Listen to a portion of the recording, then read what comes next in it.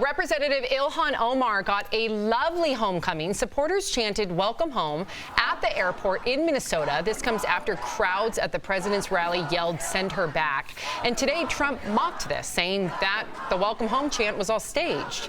And on a related note, a convenience store cashier in Illinois is out of a job right now after a video of him questioning a customer's citizenship went viral. Watch. I'm an American. And? Are you a citizen? Yes. What is your problem? Don't you know the rules? What is your problem?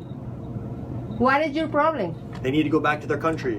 Why? It's illegal. ICE will come. God They're in bless the you. wrong country. Come in, ladies. And he got fired. So there you go. I mean, we talked about it yesterday, whether it was, we don't want to make this a Democrat-Republican issue. Racism is racism. If you were to say, go back to your own country and your place of work, you would be fired, according to the government's code when it comes to equal opportunity and everything that they adhere to.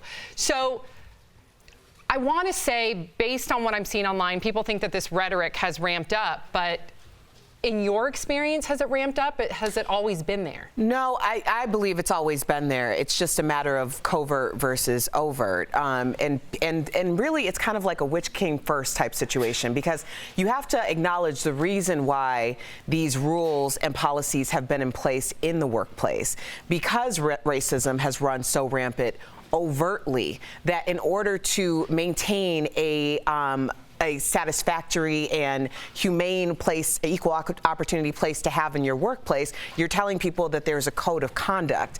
So when people are out on their own and they're on video saying these things, then they're opening themselves up, because the whole idea was that you don't want discrimination in the workplace, and you are openly discriminating, therefore you could be putting your job in jeopardy. Yeah, and I thought this was really interesting today. The National Nurses United, that's their union that represents all the registered nurses that we depend on.